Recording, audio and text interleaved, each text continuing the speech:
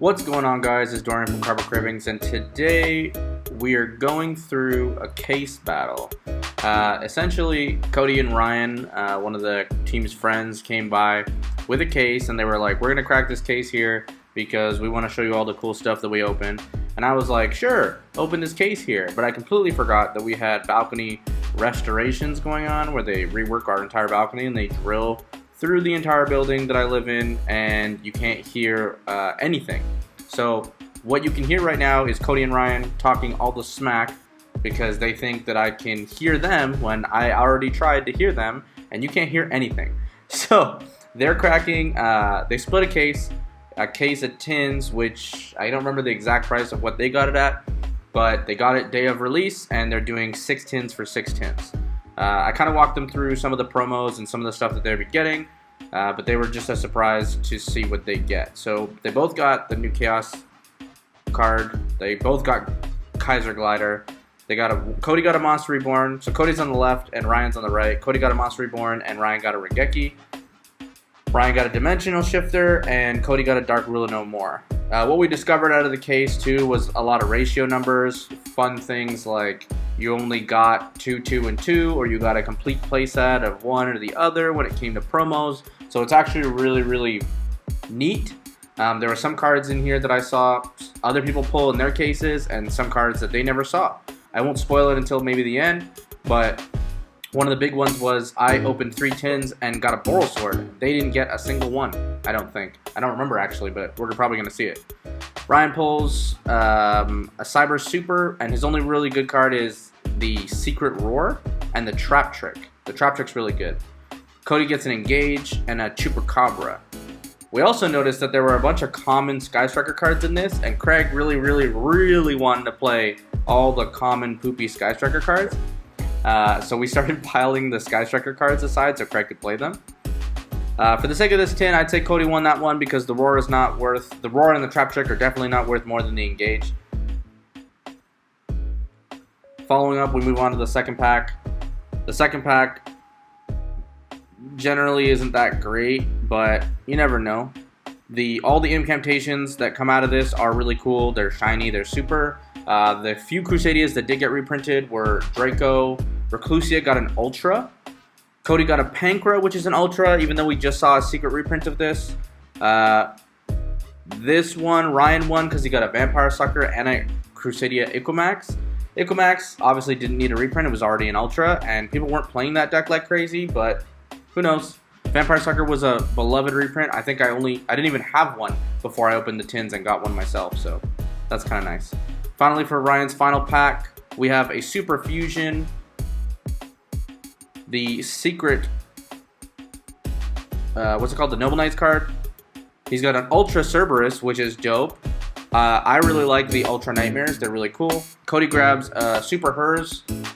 I don't think it was a good reprint. I think it's good for Cyber Dragon players. A Secret Maximus, a Ultra Bigfoot, and a Rare Realm of Danger. Obviously, the rares don't really matter much. They just lowered a few of the secret rares or the ultra rares or the super rares into just regular rares. If you weren't looking for regular casual play cards, then the rares don't matter. So it's really just about the supers, the ultras, and the secrets of the set.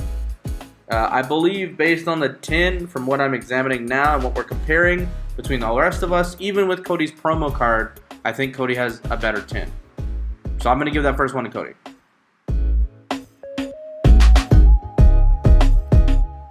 Okay, so for tin number 2, we're going to do promos really quickly. I think there was a switch in how we were framing the footage. There's the Red Eyes, the Obelisk, the Monster Reborn, and Ryan got another Dimensional Shifter, and I believe Cody gets a Blue Eyes, a Palladium Oracle, a Slifer, a Raw, and another Dark Ruler and more. So at this point, we're joking and laughing because they both have 2 of the same promo. All they need is an additional 1 each, and they have a playset. But yeah, off into the packs. So for these packs, Megatins, if you don't know, have 3 packs in them, plus the promo pack. I think you would have seen me open a few, but at this point, this is what you have. Now we're just making fun of who has the better value in the first tin and how much that Engage is actually worth, and if Craig is going to take that as his poopy rarity Engage.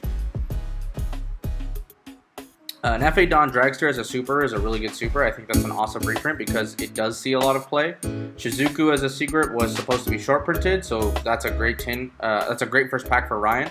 I love the Red Reboot and the Colossus though. Cody pulls a Colossus as an Ultra. That thing is like worth $5 now, and the Red Reboot is the same. It's going up from 5. But Shizuku at the time I think was like pushing 8 to 10, and the only reprint before that was the original super that was already at like 8 to 10 bucks. So I really like Ryan's first pack. Second pack we have, I'm just kind of moving the whole thing around because of what they're doing. There is a World Legacy Succession, a Griffin, and a Pensaplume. Cody pulls a Crusadia Reclusia and a Roar. This one's tough because Griffin and Succession are both expensive cards, but the Roar and the Crusadia are very, very good. The Reclusia are very good reprints, so I'd still give that to Ryan. So at this point, it's probably equal. They have pack for pack. I was really upset now that we're referring to it. Cody pulls an Ultra Nightmare Phoenix and a Secret Ray that they just reprinted as well. Ryan finally gets a Trisbana and a Dark. At this point, I'd say it's the Ray and the Phoenix. I think Cody's tin wins again, but it's really close. This tin was actually really close on Ryan's end because he pulls a lot of good Link monsters. They don't see a lot of value, and they don't see a lot of play, but they're pretty rare to come by. Okay, so on to tin 3, starting with the promos again as usual. We have a Palladium Oracle, a Red Eyes, a Winged Dragon of Ra, a Slifer, and a Dark Ruler No More finally for Ryan. That would have been the one Dark Ruler that Cody needed to complete his playset, so unfortunately he doesn't get it. I think we're making the same joke as well, and Ryan starts talking about trading already, but we'll see what Cody gets.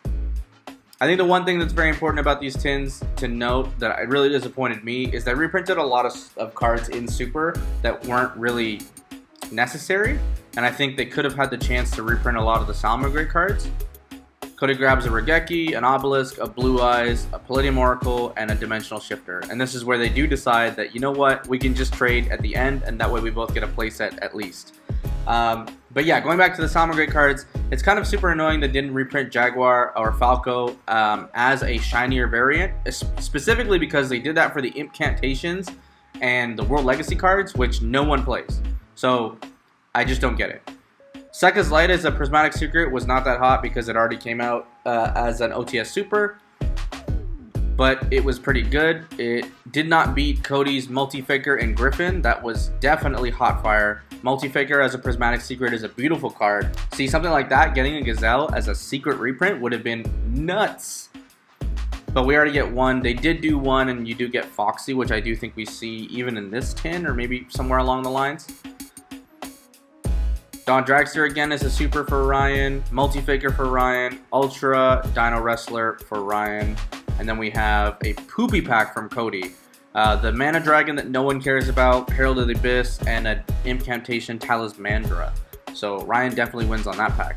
Still, we're up one tin on Cody's end to Ryan's 0, I believe. He still pluses, there's still value in them, but like we're looking at like who's winning for the sake of who's winning, right?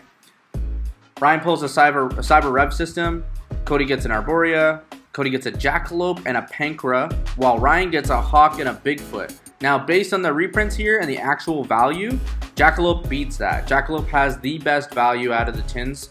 It's probably going to be a video coming up of just like the cards that do win from the tins, and Jackalope just like crushes it. It's like $15 right out of the tin, plus the Pankra and the Arborea. Unfortunately for Ryan, the Hawk as a reprint, Thunder is not just like actively useful. So it only sees play in the Thunder deck and in combo very minimally, so its value only stays at about $3 to $6. Okay, off to the third tin. I believe this is the third one. Yeah, if I count them correctly, that's the third one. So far, Cody is up 2-0. That Jackalope really set the board straight. Kaiser, Red Eyes, Regeki, Dark Ruler, and Cody finally got a Nibiru. So I think of the set that they pull one set of everything. And Nibiru is mostly pulled, I think, on Cody's end. And as we can tell, grab your Nibirus now, because even on the second release of the first edition print of the Megatins, Nibiru is climbing. He is that card that everyone wants to play because combo is still very, very often seen. Ryan pulls basically trash. The Widow Anchor is very, very good, but its low rarity really sinks the price. And the Danger Secret is like god-awful.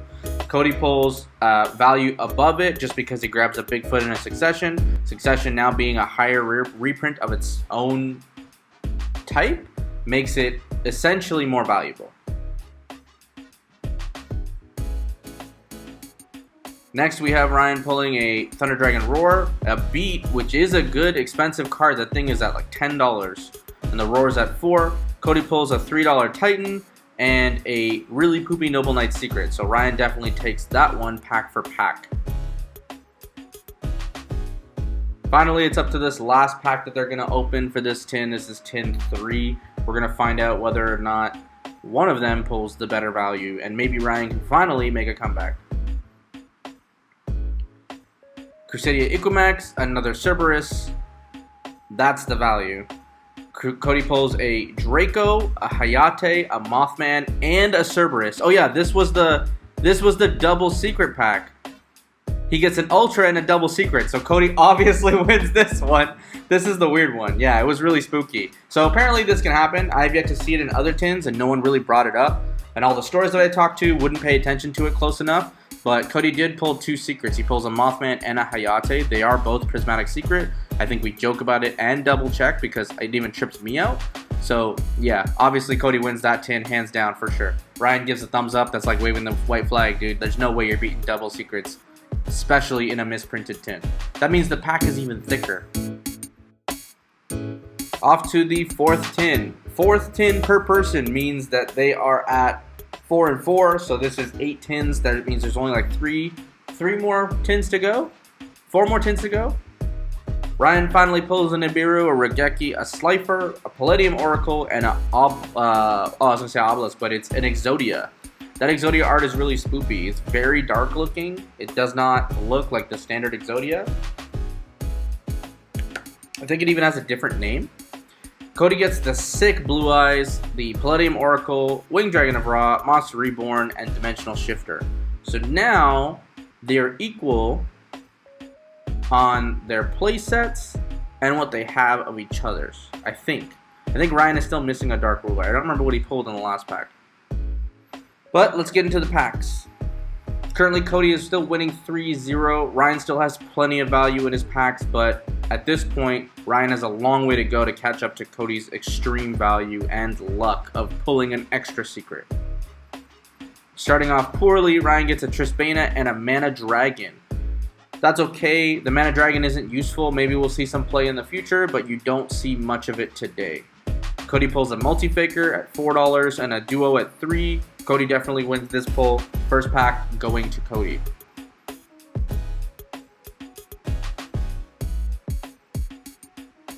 Afterburner, not worth much value because Hero's Revenge did reprint it as an Ultra, I believe. And even then, it's just staying, the cap's at like a $3 mark. Ryan pulls a Sekka's Light and a Griffin. I don't see Cody beating this pack, but we'll see. Cody pulls an Incantation Bookstone, a Thunder Dragon Hawk, and a Trap Trick. As close as that might seem, Trap Trick does seem valuable. Sekka's Light and Griffin are valuable cards. Griffin was once a secret, a very valuable secret that people played only at 1. And even as it is, Thunder Dragon Hawk is not, as we discussed for Ryan's previous situation, not that valuable of a card. I did appreciate this Crossbreed reprint as a super. Ryan gets an Engage, so unlikely Cody's going to beat this unless he pulls a double secret again. Cody gets a Vampire Sucker and a Mothman. That is actually quite close. It comes down to Vampire Sucker's price, but Engage is still much higher. I believe it's at like $7. Cody gets a Mothman and a Vampire Sucker, which still only makes it like $7 to $8. And we go straight into Tin 5. As we head into Tin 5, these guys open their promos again. We're going to fan them out for you. We got Red Eyes, Magician, Blue Eyes, Ra, Monster Reborn, Slifer, Ra, and Double Nibiru. So at this point, they both have Double Nibiru. They both have one playset. Ryan has a playset of the Discard Banish, I forgot, Dimensional Shifter. And this is where we compare what they have, because I didn't believe them when they said they had doubles of every promo. Cody doesn't complete his Dark Ruler set, so they haven't done the trade yet. They will do the trade at the end, but that means they both have double, double, and double, which is pretty incredible, honestly, if you really think it. So they only need to pick up one of each, technically, which is actually pretty good. To get that out of a case, at this point with all the prices going up and all the extra cards, it's nuts.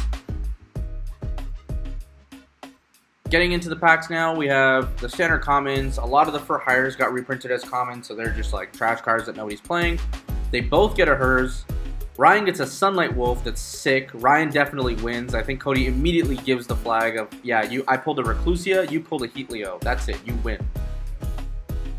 That's the first pack of the tin. Second pack of the tin, we get into it. That Heatleo is so sick. When you look at the Heatleo, dude, it's so shiny. I just wish they had done it in the other art. I don't like this art too much. It looks like a fox. But the Ultra art from the Structure deck, or the, what's called this? Yeah, Structure deck, looks way better.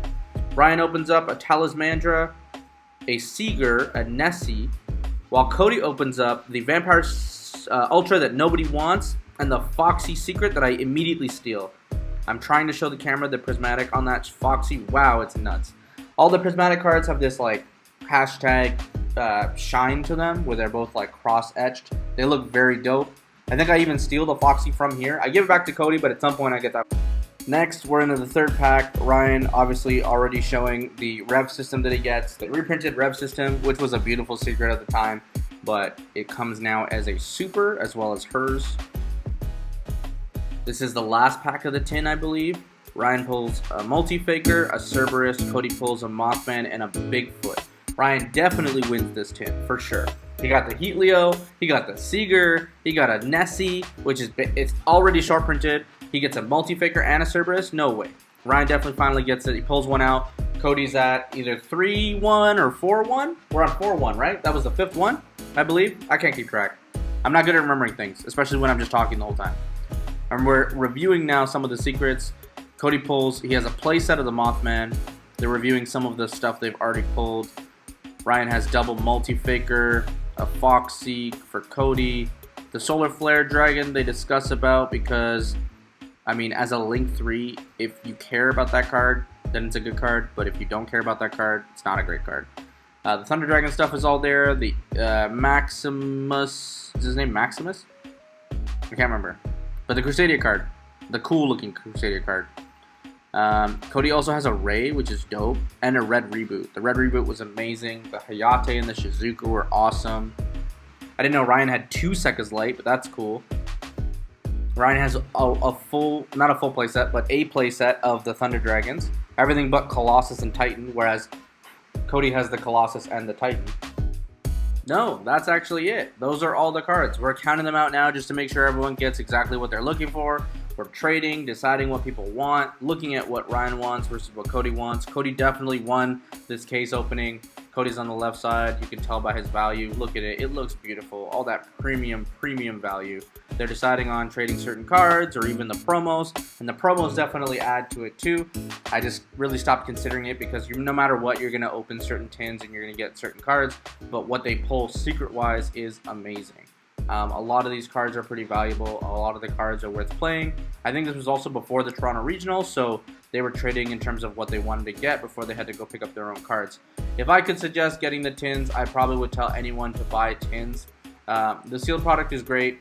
The stuff that you get out of them is amazing, and right now the values are all over the place, so you're not paying much more for a tin, unlike with Kaiba Collection or a lot of like Dual Power, where they come out at 20 and the prices of the sealed product goes up based on vendor quantity and what's accessible. So for us in Toronto, the vendor quantity went really low.